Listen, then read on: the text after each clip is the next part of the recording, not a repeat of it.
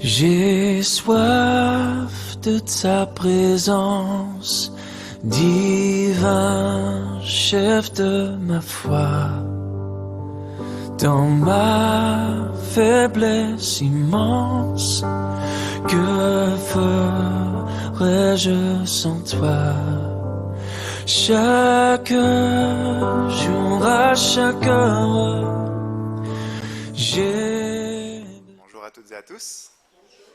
Bonjour à ceux qui sont sur Zoom aussi, j'ai vu qu'il y avait quelques têtes. Je suis heureux d'être parmi vous. Je suis seul aujourd'hui. Marine travaille, c'est son week-end de travail. Elle travaille un week-end par mois en tant qu'infirmière et c'est tombé justement aujourd'hui. Mais elle vous salue bien et Raphaël aussi vous salue. Il est chez mamie. Alors, je voulais vous encourager, je voulais que le Seigneur vous encourage à travers sa parole, à travers moi peut-être ce matin. Et merci Loïs pour ton témoignage parce que ça va aller avec ce que je vais dire ce matin de la part du Seigneur parce qu'il nous donne sa paix ce matin. Et je voulais vous rassurer et vous exhorter à garder confiance malgré tout ce qui est autour de nous en ce moment, malgré la peur qui nous entoure, qui nous environne tous les jours. Parce que je me posais la question, où est-ce qu'on peut trouver de l'encouragement si ce n'est à l'église? Et quand je dis église, je parle pas de l'église du dimanche matin, mais je parle aussi de l'église de maison, l'église de tous les jours, les rencontres avec les croyants, les groupes de jeunes, etc. Et je me dis qu'en tant que non-croyant, où est-ce qu'on trouve de l'encouragement? Où est-ce qu'on trouve ce réconfort, si ce n'est éphémère par des petits trucs par-ci, par-là, ou alors il faut taper sur Internet, j'ai besoin d'encouragement, que me proposez-vous? Mais on doit vraiment aller le chercher, le trouver, alors que en ouvrant la parole, on peut le trouver. Et je me dis, mais allez, je suis content et on a la grâce d'être avec le Seigneur et on peut trouver cet encouragement dans sa parole.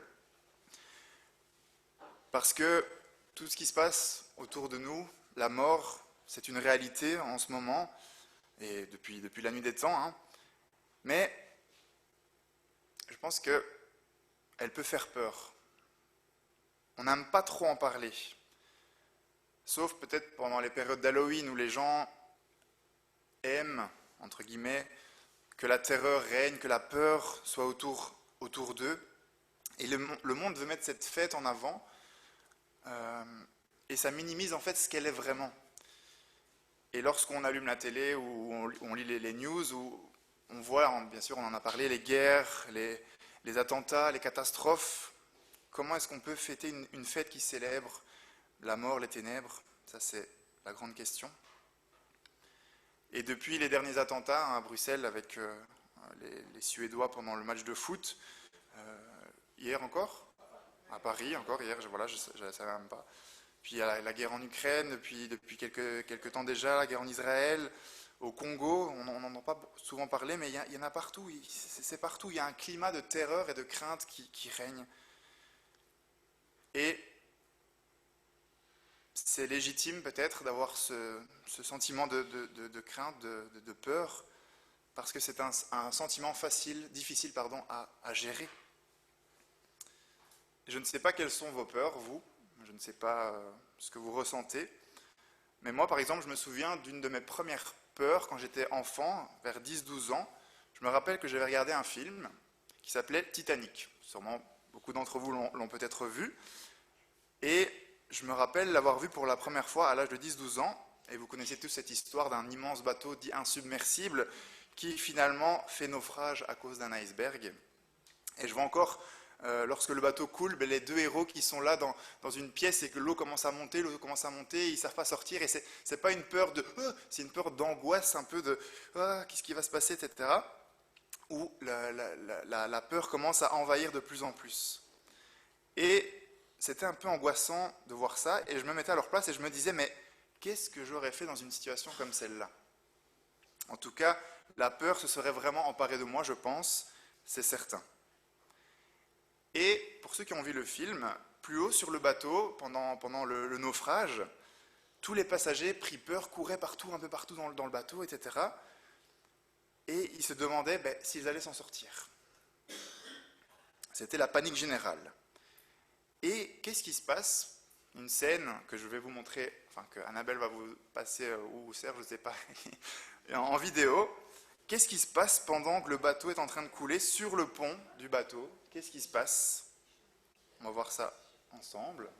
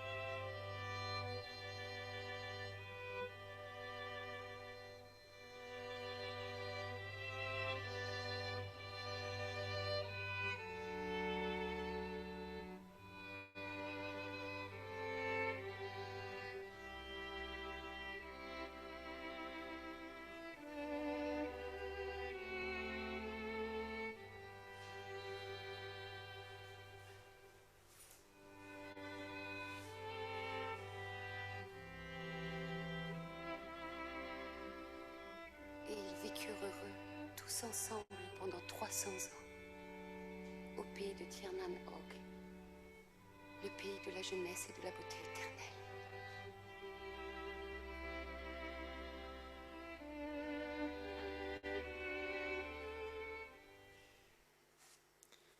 Dans un moment de tristesse intense, l'orchestre symphonique du bateau se met à jouer sur le pont.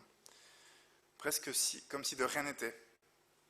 Peut-être parce que la musique, ça apaise. Je sais que Raphaël, quand il pleure, on lui met un peu de musique et ça le calme. C'est vrai que c'est apaisant. Et je ne sais pas si vous avez reconnu bien sûr la musique, mais il joue un cantique qui s'appelle « Plus près de toi, mon Dieu ». Et apparemment, cette scène s'est vraiment passée lorsque le Titanic a coulé. Et je me suis demandé, mais pourquoi est-ce qu'ils ont joué ce chant? Pourquoi est-ce qu'ils ont fait ça? Est-ce qu'ils croyaient en Dieu? Est-ce qu'ils se voyaient se rapprocher de lui lorsque la mort arrivait? Est-ce qu'ils se voyaient proches de lui? Pourquoi n'ont-ils pas essayé de se sauver? Pourquoi étaient-ils si calmes? Ils savaient pourtant qu'ils allaient mourir. Croyez-vous qu'ils avaient peur au fond d'eux? Et je vous pose la question, et vous, est-ce que vous avez peur de mourir? La mort, c'est inévitable. Nous sommes tous voués à mourir tôt ou tard. Mais on a parlé d'espérance. Est-ce qu'on a cette espérance? Est-ce que nous pensons qu'après notre mort, ici sur Terre, c'est fini, où il n'y a plus rien? Et je parlais avec un ami de secondaire dernièrement qui me disait, mais moi je gagne de l'argent pour partir en vacances. Quand je pars en vacances, quand je reviens, j'ai plus d'argent. Je retravaille pour regagner de l'argent, pour repartir en vacances. Et c'est une boucle sans fin. Et qu'est-ce que je vais faire? Je vais mourir finalement? Et qu'est-ce qui va m'arriver? Pourquoi vivre si c'est pour mourir? Mais il n'avait aucune espérance, il n'a aucune espérance. Et j'espère que nous avons tous placé notre espérance en Jésus, lui qui a vaincu la mort. Et prenons un texte bien connu dans Matthieu 8, 23, où nous retrouvons Jésus, lui aussi était dans un bateau. Pas aussi grand que le Titanic, mais c'était une simple barque. Et là, il était accompagné de ses disciples. Et c'est un des versets que vous avez sûrement déjà raconté aux enfants, ou que même vous connaissez presque par cœur cette histoire. Matthieu 8, 23. Jésus monta dans la barque et ses disciples le suivirent. Soudain, il s'éleva sur le lac une si grande tempête que la barque était recouverte par les vagues. Et lui, il dormait. Les disciples s'approchèrent et le réveillèrent en disant « Seigneur, sauve-nous, nous allons mourir !» Il leur dit « Mais pourquoi êtes-vous si craintifs, hommes de peu de foi ?» Alors il se leva, menaça les vents du lac et il eut un grand calme. Ces hommes furent très étonnés et dirent « Mais quel genre d'homme est-ce ?» Même les vents et la mer lui obéissent. Là aussi, la situation est compliquée. Une forte tempête arrive et c'est la panique à bord. La mer de Galilée a été connue pour ses tempêtes violentes et soudaines. Et les disciples ont été surpris lors de la traversée et ils commencent à avoir peur. Et ils dirent à Jésus « Mais Seigneur, sauve-nous, nous allons mourir !» Ils sont perdus car ils pensent que c'est fini et qu'ils vont mourir. En tout cas, ils avaient peur. Mais Jésus, que fait-il? Il dort. Et lorsqu'il se réveille, il constate la situation, il reste calme, sans peur. Il gère la situation. On aime toujours avoir des gens autour de nous qui gèrent, ne stressent pas quand il y a des situations un peu catastrophiques. Ça nous rassure, n'est-ce pas? Et là, Jésus, calme, serein, il leur dit, « Mais pourquoi avez-vous peur? Homme de peu de foi. » Ensuite, il se lève et calme la tempête. Et les disciples se regardent et n'en croient pas leurs yeux. Ils se demandent quelle sorte d'homme est Jésus pour que les vents et la mer lui obéissent. Et j'ai envie de vous poser une question ce matin. Pour vous, aujourd'hui, si vous deviez associer votre vie à une image de bateau, lequel choisirez-vous? Sur quel bateau naviguez-vous en ce moment? Alors j'aime bien les bateaux, je ne sais pas pourquoi, j'ai grandi là-dedans peut-être, je ne sais pas. Peut-être que, là tu peux mettre le PowerPoint s'il te plaît, peut-être que vous êtes sur un Titanic, justement, qui est en train de couler. Que votre vie est très difficile, que vous pensez être noyé par vos divers problèmes. Voilà. Ouais, c'est bien. Donc sur un Titanic, vous avez des problèmes, que vous avez peur de les affronter, et que si vous quittez le navire, vous atterrissez dans un océan glacial qui n'est pas non plus la meilleure solution, bref, vous êtes perdu. Peut-être que vous êtes dans une barque, mais pas comme celle de Jésus et ses disciples, plutôt une barque, vous savez, comme dans les parcs d'attractions, pendant les périodes justement d'Halloween, où les barques qui vous emmènent dans une attraction qui fait peur. Peut-être que vous faites des cauchemars en ce moment, peut-être qu'une situation vous fait peur, vous stresse, vous angoisse. Peut-être que vous êtes, donc ça c'était le Titanic, la barque, peut-être que vous êtes sur un monocoque. Monocoque, c'est comme le champion français Armel Lecléache, gagnant du Vendée Globe 2017, qui fait le tour du monde en solitaire. Peut-être que vous vous sentez seul dans votre vie. Peut-être que vous êtes seul face à une pile de soucis et vous n'en voyez pas la fin. Ou peut-être un autre bateau, peut-être que vous êtes sur un bateau de plaisance et que tout se passe bien dans votre vie. Que vous êtes dans une période bénie, et tant mieux parce que vous pouvez alors secourir peut-être les autres personnes qui naviguent autour de vous, qui se trouvent dans des bateaux où la situation est plus critique. Mais attention à ne pas être sur un bateau de pompiers, celui qui vient éteindre les bateaux en feu, que dans votre vie c'est le branle-bas de combat, que vous courez dans tous les sens, essayant d'éteindre justement les feux et résoudre seuls vos problèmes ou ceux des autres, et que vous essayez de surmonter vos peurs par vos propres forces. Alors vous pouvez y arriver seul, c'est possible. Si tu peux couper le PowerPoint, merci. Vous pouvez y arriver seul, c'est possible, mais vous ne pourrez pas continuer à être le capitaine de votre vie comme ça longtemps. Il vous faudra tôt ou tard lancer vos bouées de secours, lâcher du lest, trouver un commandant de bord. Mais il sera peut-être trop tard parce que vous ne pourrez peut-être plus rentrer au port. La Bible dit « Déchargez-vous sur lui de tous vos soucis, car lui-même prend soin de vous. » C'est à peu près ce verset. C'est un autre verset, mais ça rejoint ce verset-là aussi. Déchargez-vous sur lui de tous vos soucis, car lui-même prend soin de vous. Jésus calme la tempête, et non seulement il la calme, mais il la maîtrise. Il est au contrôle, il a l'autorité par sa parole. D'une phrase, il dit « Silence » et la tempête s'arrête. Vous pouvez lui faire confiance, il est la vérité. Laissez-lui une place dans votre bateau. Il y a quelques semaines, nous étions au camp d'automne JV. Certains de vos proches y étaient peut-être aussi. Et moi, j'étais responsable de l'équipe on appelle les work crew, donc l'équipe de tâches ménagères. Et lorsqu'on faisait la vaisselle, l'équipe qui est composée de jeunes de 17-18 ans a commencé à chanter un chant qui est à la mode aujourd'hui, qui s'appelle « J'ai Jésus dans mon bateau » de Youth FR et Conosco. Et j'ai une petite vidéo pour vous montrer. On a été filmé, on a filmé cette scène, elle dure 5 secondes, mais c'était juste pour...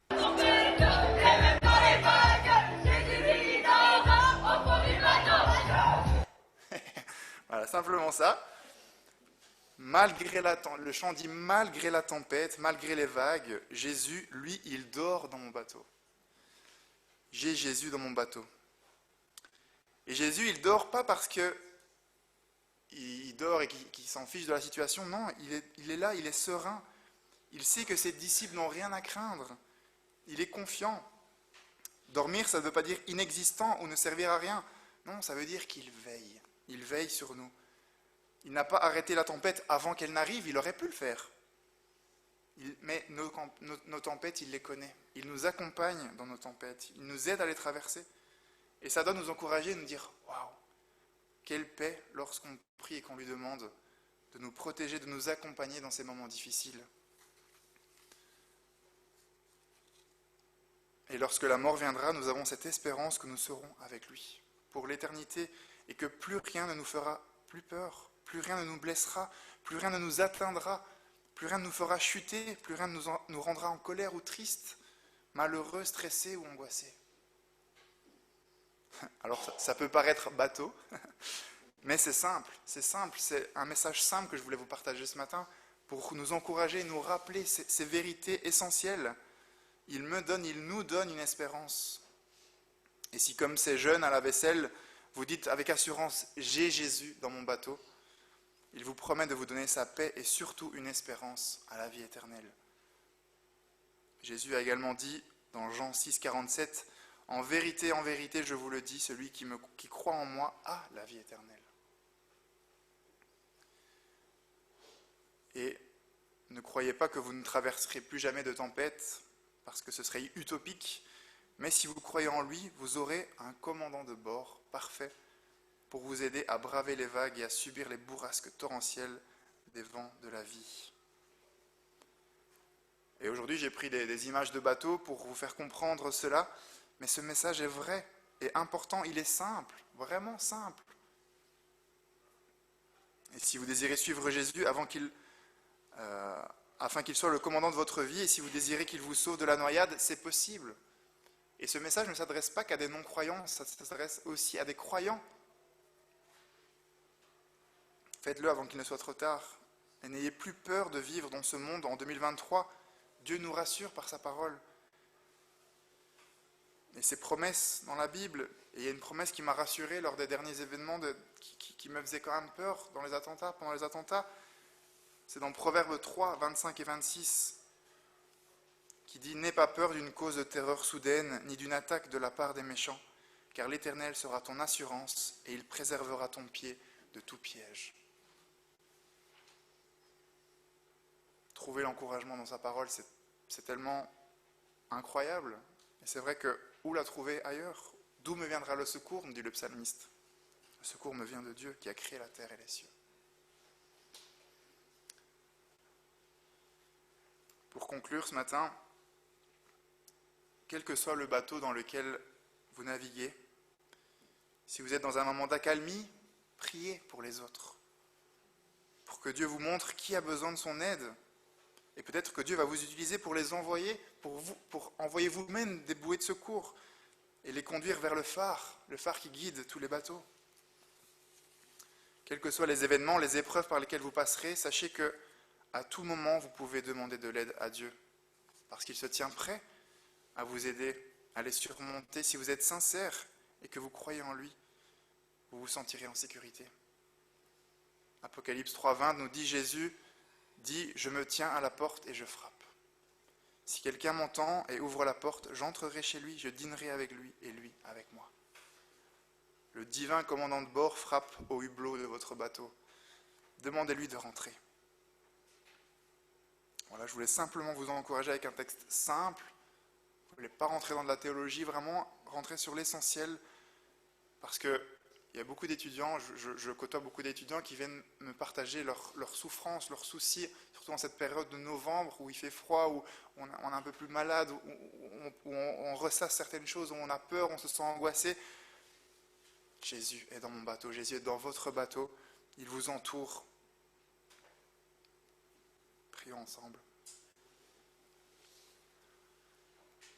Seigneur, c'est vrai que dans ce climat de terreur, de peur qui nous entoure depuis tellement d'années, on est en sécurité avec toi, Seigneur. On peut se sentir proche de toi, Seigneur, et on sait que tu nous aides à traverser les tempêtes de la vie. C'est tellement important de savoir qu'on a une espérance en toi, que tu es notre ancre, comme on l'a dit tout à l'heure aussi. Merci parce qu'on peut te faire confiance. Merci parce que tu prends soin de nous, tu nous accompagnes. Tu as tout pris sur cette croix, Seigneur. Nos soucis, nos peines, nos angoisses, nos peurs, notre stress. Tout ça, c'est l'ennemi qui veut nous décourager, Seigneur. Mais tu nous encourages, Seigneur, par ta parole, par tes promesses. Merci parce qu'on peut s'encourager les uns les autres dans l'Église. Merci parce que tu nous aimes et tu as donné ton amour pour que nous nous aimions les uns les autres. C'est pas toujours facile, mais tu nous aides à le faire. Et on ne se sent pas seul parce que tu es avec nous, tu es dans notre bateau, Seigneur. Et on peut traverser n'importe quelle tempête avec toi. Parfois on peut tomber à l'eau, parfois on peut être blessé, mais tu nous sauves tout le temps, Seigneur. C'est des images simples qu'un enfant pourrait comprendre, mais on a tellement besoin de ces images simples pour nous encourager, pour nous rassurer. Seigneur, bénis chaque personne ici présente. Tu vois leur vie, tu vois sur quel bateau ils naviguent, Seigneur. Aide-les à traverser ces moments difficiles, Seigneur. Et merci pour ceux qui traversent des moments de paix, d'accalmie. Bénis-les, Seigneur. Bénis chacun d'entre nous et merci pour qui tu es, Seigneur, dans nos vies. Au nom de Jésus. Amen. Sous la pression, sous la tension.